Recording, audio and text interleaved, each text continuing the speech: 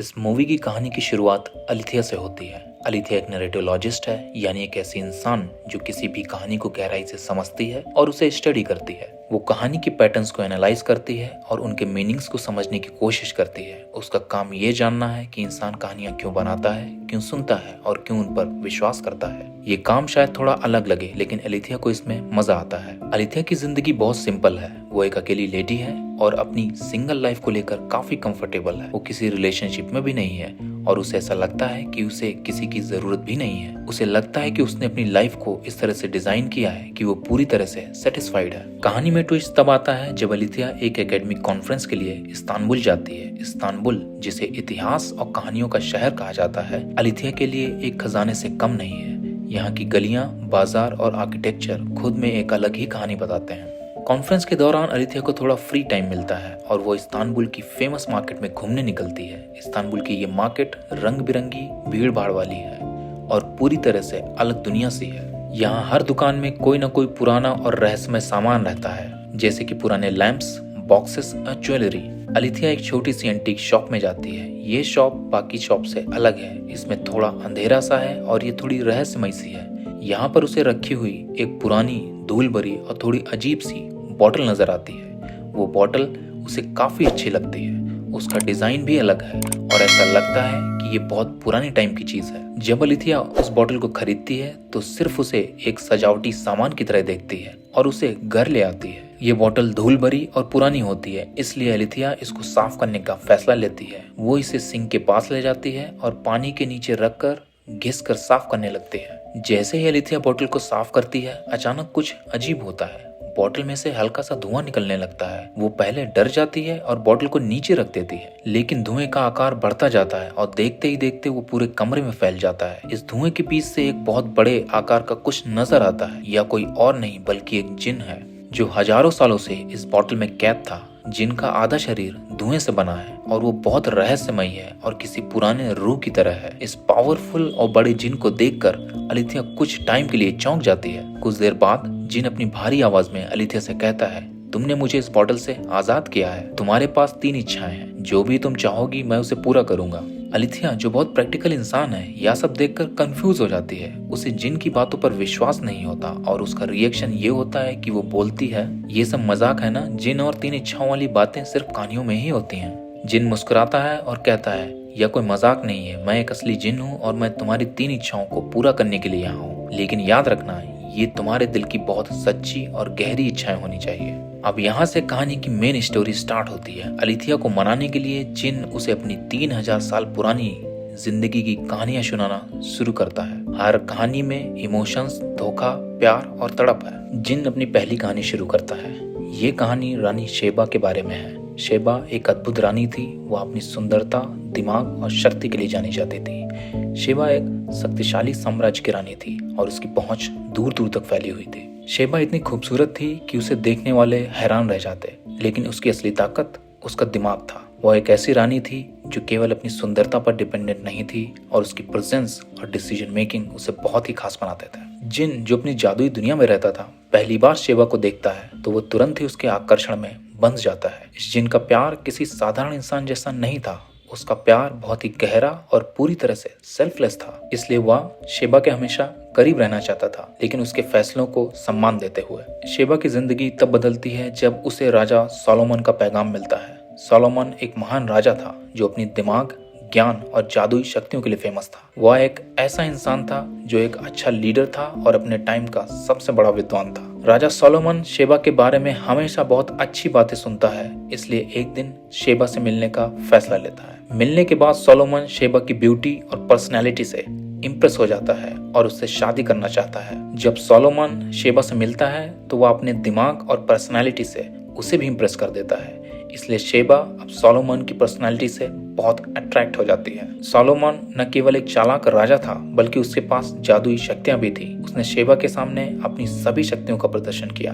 वह हवा से म्यूजिक निकाल सकता था, आत्माओं को बुला सकता था और ज्ञान की ऐसी बातें बता सकता था जो किसी को भी इम्प्रेस कर दे। शेबा, जो हमेशा अपने दिमाग पर भरोसा करती थी, सोलोमन के नॉलेज और पावर से बहुत इम्प्रेस हो जाती है। वह फील करती है कि सोलोमन के पास कुछ ऐसा है जो उसे जिन के गहरे और साधारण प्यार से अलग करता है। जिन जो शेबा के साथ लगभग हमेशा मौजूद था, यह सब देखता रहता है। वो शेबा को खुश देखना चाहता था, लेकिन ये सब देखकर वो खुद दुखी हो जाता है। उसने शेबा को एक सच्चे दिल से चाहा था, लेकिन उसे यह फील होता है कि शेबा अब सोलोमन को प्यार करने लगी है, इसलिए वो कुछ भी नहीं करता क्योंकि वो शेबा को खुश देखना चाहता था। अब शेबा और सोलोमन का रिश्ता बनता है और उनका रिश्ता इतना गहरा हो जाता है कि जिन के लिए इसे देखना बहुत मुश्किल होता है। सोलोमन जो अपनी जादुई शक्तियों और ज्ञान के लिए जाना जाता था, जिन को महसूस कर लेता है। वो जिन को पहचान लेता है और उसे अपनी शक्तियों से एक बॉटल में कैद कर देता है, क्योंकि सोलोमन यह चाहता था कि जिन शेबा की जिंदगी में दोबारा कभी भी दखल ना दे। जिन अपनी कहानी बताते हुए कहता है, मैंने शेबा को उसकी खुशी के लिए छोड़ दिया था। मैं जानता था कि सोलोमन उसे सब कुछ दे सकता है जो मैं कभी नहीं दे सकता था। जिनकी यह कहानी सुनकर अलिथिया गहरी सोच में पड़ जाती है। वह कहती है, तुम्हारा प्यार इतना सच्चा था, लेकिन इससे तुम्हें क्या मिला? केवल दर्द और कैद। जिन जवाब देता है, प्यार का असली मतलब कुछ पाने में नहीं, बल्कि किसी को कुछ देने में है। मैंने शेबा को अपने पूरे मन से चाहा और उसको पूरी आजादी दी। अगर मेरी कैद उसकी खुशी के लिए जरूरी थी, तो शायद मेरी किस्मत में यही लिखा था। यह कहानी अब अलिथिया के लिए सिर्फ एक कहानी नहीं रह जाती। कहानी उसे यह समझने में मदद करती है कि इच्छाओं और प्यार का असली मतलब क्या होता है। जिन की कहानी उसके अंदर के मन को छू जाती है और उसे अपनी खुद की इच्छा के बारे में सोचने पर मजबूर करती है। पर अभी भी जिन अलिथिया को मना नहीं पाता कि वो अपनी 3 इच्छाएं मांगे, इसलिए वो अलिथिया को दूसरी कहानी सुनाता है। जिन अपनी दूसरी कहानी शुरू करता है और अलिथिया को एक ऐसे टाइम और जगह की ओर ले जाता है जहाँ इंसानी इच्छाएं हद से ज्यादा थी। ये कहानी एक लेडी गुल्टन की थी। गुल्टन की कहानी उस टाइम की है जब ऑटोमन साम्राज्य अपने चरम पे था और सुल्तान सुलेमान का राज था। गुल्टन एक खूबसूरत और जवान लड़की थी जो सुल्तान सुलेमान के हरम में एक कनीज थी। महल की चमक दमक और शानो शौकत के बावजूद गुल्टन के दिल में बेचैनी और आजादी की ख्वाहिश थी। एक दिन अपने शहर की पुरानी गलियों में एक दीवार के ऊपर चढ़कर वो राजकुमार को देख रही थी। अचानक वो फिसल कर गिर जाती है और दीवार से एक पत्थर का टुकड़ा टूट के गिरता है, जिसमें एक बोतल भी जुड़ी होती है। ये सब देखकर गुल्टन पत्थर से बोतल को अलग करने लगती है, जिससे कि बोतल खुल जाती है और उसमें से जिन निकलता है। ये सब देखकर गुल्टन चौंक जाती है और बेहोश हो जाती है। जब गुल्टन को होश आता है, तब जिन उसको बताता है कि वह इस बोतल में सदियों से बंद था। उसको आजाद करने के लिए जिन गुल्टन से 3 इच्छाएं मांगने को कहता है। गुल्टन ने अपनी पहली इच्छा में राजकुमार मुस्तफा का प्यार और सपोर्ट मांगा। मुस्तफा सुल्तान सुलेमान का बेटा था और गुल्टन उसे दिल से चाहती थी। जिन ने उसकी ये ख्वाहिश पूरी कर दी और मुस्तफा गुल्टन के प्यार में बंध गया। वो लोग महल में छुप छुप कर प्यार करने लगे। राजकुमार के प्यार ने गुल्टन की जिंदगी को खुशियों और एक्साइटमेंट से भर दिया। लेकिन ये बात महल में रह रहे कुछ लोगों को पसंद नहीं आती, क्योंकि गुल्टन फ्यूचर की रानी भी बन सकती थी। इसलिए महल में रह रहे कुछ लोग पॉलिटिक्स स्टार्ट कर देते हैं और वो राजा सुलेमान को भड़काने लगते हैं, वो भी उसी के बेटे राजकुमार मुस्तफा के खिलाफ, क्योंकि एक वही था जो राजकुमार को रोक सकता था। इस षड्यंत्र में राजा सुलेमान की बीवी भी शामिल थी। एक दिन जब मुस्तफा किसी वजह से सैनिकों पे गुस्सा कर रहा होता है, तभी राजा सुलेमान की बीवी उसको बुलाती है और दिखाती है कि मुस्तफा सारा राज्य हड़पने की प्लानिंग कर रहा है, और ये बात सुलेमान के दिमाग में बैठ जाती है। तभी गुल्टन एक दिन फैसला लेती है कि वो मुस्तफा का बच्चा चाहती है, इसलिए वो अपनी दूसरी इच्छा मांगती है। जिन, जो कि महल की पॉलिटिक्स जानता है, गुल्टन को चेतावनी देता है कि वो ऐसी इच्छा ना मांगे, वरना लोग और भी गुस्सा हो जाएंगे। जिन को उसकी ये इच्छा पूरी ही करनी पड़ती है। प्रेग्नेंट होते ही गुल्टन बहुत खुश हो जाती है और थोड़ी घमंडी भी, और वो ये दिखाकर सबको जलाना चाहती है कि उसके पेट में राजकुमार का बच्चा है। महल में रह रहे कुछ बुरे लोगों को ये बात बिल्कुल अच्छी नहीं लगती और वो राजा सुलेमान को और भी भड़काते हैं। चारों तरफ से अपने बेटे के बारे में निगेटिव बातें सुनकर वो एक दिन उसको अपने पास बुलाता है। जैसे ही मुस्तफा वहां आता है, मुस्तफा को पकड़ लिया जाता है और उसका गला घोंटकर उसे मार दिया जाता है। गुल्टन, जो इन सब चीजों से अनजान थी, अभी भी अपनी प्रेगनेंसी का जश्न मना रही होती है। जिन दौड़ता हुआ आता है और उसे ये बताता है कि राजकुमार मुस्तफा को मार दिया गया है। ये सुनकर गुल्टन शॉक में आ जाती है। डर और बेचैनी की वजह से वो कुछ भी समझ नहीं पाती। वो महल से भागने लगती है। जिन उसको रोकने की कोशिश करता है और उससे कहता है कि वो अभी भी अपनी तीसरी और आखिरी इच्छा का यूज खुद को बचाने के लिए कर सकती है। लेकिन गुल्टन को कुछ समझ में नहीं आता, क्योंकि वो बहुत डरी हुई होती है। जैसे ही वो एक खुफिया रास्ते से बाहर निकलती है, उसे राजा सुलेमान के आदमी पकड़ लेते हैं और उसे पानी में डूबने के लिए छोड़ देते हैं। जिन उसे बचाने की कोशिश करता है, तभी एक दूसरी रूह उसे रोक लेती है और वो कुछ भी नहीं कर पाता। वो सुरंग में ही काफी देर तक फंसा रह जाता है। जैसे ही वो खुफिया सुरंग से बाहर निकलता है तो तुरंत ही पानी से गुल्टन को बाहर निकालता है, पर तब तक उसकी मौत हो चुकी होती है। गुल्टन की कहानी से जिन अलिथिया को इच्छाओं और सच्चाई के बीच में एक कॉम्प्लेक्स बैलेंस को समझाना चाहता है। वो अलिथिया को उसकी इच्छाओं पर अच्छे से सोचने को बोलता है ताकि वो समझदारी और सावधानी से अपने फैसले ले सके और सही इच्छा मांग सके। अभी भी अलिथिया डाउट में होती है और समझ नहीं पाती कि वो अपने लिए कौन सी इच्छाएं मांगे, इसलिए जिन उसे तीसरी कहानी सुनाता है। ये कहानी ज़फीर की है। ज़फीर एक बेहद खूबसूरत और होशियार लड़की है जो ऑटोमन एम्पायर में रहती है। वो प्रिंस मुस्तफ़ा की बीवी है जो ताकतवर और अमीर आदमी है। ज़फीर की जिंदगी चमक दमक और शान शौकत से भरी है, लेकिन उसे अपने सिचुएशन से घुटन महसूस होती है और इसलिए वो ज्ञान और आज़ादी की इच्छा रखती है। एक दिन ज़फीर हस्बैंड की लाइब्रेरी में शांति से अपना टाइम बिता रही होती है और वो किताबों की अलमारियों को देख रही होती है। तभी उसे एक पुरानी बोतल दिखती है जो उसके हस्बैंड ने उसे गिफ्ट में दी थी, जो उसके हस्बैंड को एक मछली की पेट के अंदर से मिली थी। ये बोतल ज़फीर को बहुत अच्छी लगती है, इसलिए वो इसे बहुत जल्दी से खोलती है और उसमें से रह रहे एक जिन को आज़ाद करती है। बोतल से आज़ाद होते ही जिन ज़फीर से 3 इच्छाएं मांगने को कहता है। ज़फीर की पहली इच्छा ज्ञान और एजुकेशन होती है। वो दुनिया की सारी चीज़ों और साइंस की मिस्ट्रीज को समझना चाहती है। उसकी इस इच्छा को पूरी करने के लिए जिन अपनी जादुई शक्तियों का इस्तेमाल करता है। जिन उसे पुराने महल की लाइब्रेरियों के उन हिस्सों तक ले जाता है जहां दुनिया भर के नॉलेज और साइंस की किताबें हैं, स्क्रॉल्स और इंस्ट्रूमेंट भी मौजूद हैं। जिन की मदद से ज़फीर उन किताबों तक पहुंचती है जो पहले केवल विद्वानों के लिए रिजर्व थी। ये किताबें साइंस, मैथमेटिक्स, हिस्ट्री और फिलॉसफी के क्षेत्र में बहुत ज्ञान रखती हैं और स्क्रॉल्स में प्राचीन लेख और महत्वपूर्ण खोजें दर्ज होती हैं। जिन ज़फीर को साइंस के इंस्ट्रूमेंट्स भी दिलवाता है जिनसे वह एक्सपेरिमेंट्स कर सकती है। ये इंस्ट्रूमेंट्स न केवल कई कॉन्सेप्ट समझने में मदद करते हैं बल्कि उसे प्रैक्टिकल करने का भी मौका देते हैं। ज़फीर की पहली इच्छा ने उसकी जिंदगी को पूरी तरह से बदल दिया। उसने अपने ज्ञान और एजुकेशन से न केवल अपने लिए एक नई दुनिया बनाई बल्कि उसे एक नई पहचान भी मिली। कुछ दिनों बाद ज़फीर को सब कुछ एक जैसा लगने लगता है। अब वो कुछ और अनोखा और अद्भुत चाहती है। जिन को देखकर उसके मन में नई ख्वाहिश जगती है, इसलिए उसने जिन से दूसरी इच्छा मांगी कि वो भी जिन की तरह ख्वाब देख सके। जब ज़फीर ने जिन को अपनी यह अनोखी इच्छा बताई तो जिन ने उसकी ख्वाहिश पूरी करने के लिए अपनी जादुई शक्तियों का इस्तेमाल किया। जिन ने ज़फीर को अपनी तरह सपने देखने की पावर दी। जिन की शक्ति से ज़फीर ने सपनों की दुनिया में एंटर किया।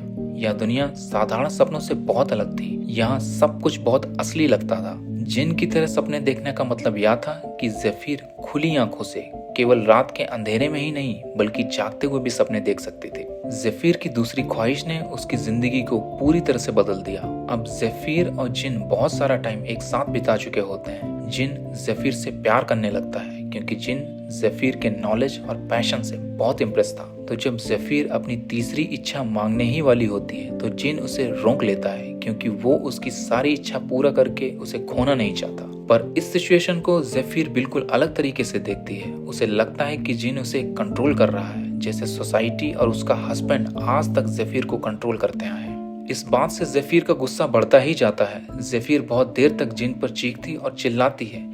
जिन इस बात को गलत प्रूफ करने की कोशिश करता है कि वो ज़फीर को कंट्रोल नहीं कर रहा बल्कि ज़फीर उसे कंट्रोल कर रही है, इसलिए वो खुद ही बोतल में बंद हो जाता है। पर ज़फीर का गुस्सा बढ़ता ही जाता है और वो गुस्से में गलती से तीसरी इच्छा मांग लेती है, जो कि होती है कि शायद वो कभी जिन से मिली ही ना होती तो उसकी जिंदगी में ये बुरी सिचुएशन आती ही नहीं। और इस इच्छा के बाद वो जिन को पूरी तरह से भूल जाती है और जिन बोतल में ही कैद रह जाता है। इस तरह जिन अपनी तीसरी और आखिरी कहानी भी अलिथिया को सुना देता है। जिन की तीसरी कहानी सुनने के बाद अलिथिया थोड़ा सोचती है और कुछ देर बाद ये फैसला लेती है कि वो अपनी पहली इच्छा मांगने के लिए तैयार है। अलिथिया की पहली इच्छा प्यार से जुड़ी हुई है। वह जिन से कहती है, मैं चाहती हूँ कि तुम मुझे वो प्यार महसूस करवाओ जिसे मैंने कभी अपनी जिंदगी में पूरी तरह से नहीं जाना है। जिन इस इच्छा को सुनकर थोड़ा चौंकता है। वह पूछता है, क्या तुम जानती हो कि प्यार मांगने का मतलब क्या है? क्योंकि प्यार खुशी, दर्द और तड़प का एक मिक्सचर हो सकता है। अलिथिया जवाब देती है, शायद यही वजह है कि मैं इसे एक्सपीरियंस करना चाहती हूँ। मैंने हमेशा खुद को अकेला रखा है, लेकिन अब मैं यह जानती हूँ कि किसी के साथ इमोशनल कनेक्शन कैसा होता है। जिन उसकी यह इच्छा पूरी करता है वह अलिथिया की जिंदगी में लव, कंपेनियनशिप और इंटीमेसी का एक्सपीरियंस लाता है। दोनों के बीच एक गहरा इमोशनल बॉन्ड बन जाता है। यह प्यार सिर्फ रोमांटिक नहीं बल्कि अंडरस्टैंडिंग और रिस्पेक्ट पर बना होता है। अलिथिया पहली बार अपने इमोशंस को खुलकर एक्सेप्ट करती है और जीती है, और इस तरह जिन और अलिथिया दोनों की लाइफ में खुशी और शांति आती है और इसी तरह उनके सभी दिन अच्छे से बीतने लगते हैं। एक दिन जब अलिथिया शाम को अपने काम से घर वापस आती है तो जिन को अपने घर में नहीं पाती, इसलिए वो घर के सभी कमरे चेक करने लगती है। जब वो कहीं भी जिन को नहीं पाती तो उसे बेसमेंट में ढूंढने के लिए जाती है। वहाँ वो देखती है कि जिन बेहोश होता है और बहुत ही बुरी हालत में पड़ा होता है। वो उसको होश में लाने की कोशिश करती है लेकिन वो होश में नहीं आता। तभी वो अपनी दूसरी इच्छा मांगती है और कहती है कि उसकी दूसरी इच्छा है कि जिन वापस दोबारा होश में आ जाए, और ये विश मांगते ही जिन होश में आ जाता है। फिर अलिथिया उससे पूछती है कि ये सब कैसे हुआ और उसकी हालत इतनी खराब कैसे हो गई। तब जिन अलिथिया को बताता है कि ये हालत उसकी इलेक्ट्रोमैग्नेटिक वेव्स और रेडियो वेव्स की वजह से है, जो कि उसके इस शहर में बहुत ही ज्यादा है जहाँ अलिथिया रहती है। ये उसकी बॉडी को इफेक्ट कर रही है क्योंकि उसकी बॉडी किसी इंसान की तरह नहीं है जिन पे वेव्स का असर नहीं होता। क्योंकि जिन अलिथिया से बहुत प्यार करता है वो उसे छोड़ के जाना नहीं चाहता, इसलिए जिन चुपचाप इस दर्द को सहन करता रहता है। अलिथिया की तीसरी इच्छा पूरी तरह से सेल्फलेस होती है। उसने जिन की प्रॉब्लम्स को सुन के ये फील किया कि जिन की सबसे बड़ी तड़प उसकी आजादी है। अलिथिया जिन से कहती है, तुमने सदियों तक अपना टाइम कैद में बिताया है, मैं चाहती हूँ कि तुम्हें वो आजादी मिले जिसकी तुम हमेशा से तलाश कर रहा हो। जिन यह सुनकर इमोशनल हो जाता है। वह कहता है, क्या तुम यह समझती हो कि मेरी आजादी का मतलब यह हो सकता है कि मैं तुम्हारी जिंदगी से हमेशा के लिए चला जाऊं? अलिथिया मुस्कुराते हुए जवाब देती है, हाँ मैं यह समझती हूँ, लेकिन सच्चा प्यार यही है, किसी को वो देने की खुशी जिसकी उसे सबसे ज्यादा जरूरत है। और अलिथिया अपनी तीसरी इच्छा में मांगती है जिन की आजादी। अलिथिया की इस इच्छा से जिन आजाद हो जाता है। यह आजादी सिर्फ फिजिकल नहीं बल्कि इमोशनल और स्पिरिचुअल होती है। जिन को पहली बार यह फील होता है कि कोई इंसान उसकी भलाई के लिए इतना बड़ा सेक्रीफाइस कर सकता है। जिन के जाने के बाद अलिथिया अपनी पुरानी जिंदगी में वापस लौट आती है, लेकिन उसके दिल में जिन के साथ बिताए गए टाइम की यादें और उसकी कमी बहुत ज्यादा फील होती है। जिन की कहानियां और उनके साथ का वक्त अलिथिया की जिंदगी का सबसे खास हिस्सा बन गया था। जिन के बिना उसकी जिंदगी फिर से खाली लगने लगती है। एक दिन जब अलिथिया पार्क की बेंच पर बैठी होती है तब अचानक से उसे फील होता है कि जैसे जिन उसके पास ही है। तभी वो देखती है कि जिन दूर उसके सामने खड़ा होता है। इस तरह जिन उसे मिलने दोबारा आता है। ये देखकर अलिथिया बहुत खुश हो जाती है कि वो जिन से पूरी तरह से डिस्कनेक्ट नहीं है, और फिर फ्यूचर में भी जिन अलिथिया से कुछ दिनों बाद रेगुलर मिलने लगता है। इस तरह से जिन को आजादी भी मिल जाती है और अलिथिया को अपना प्यार भी।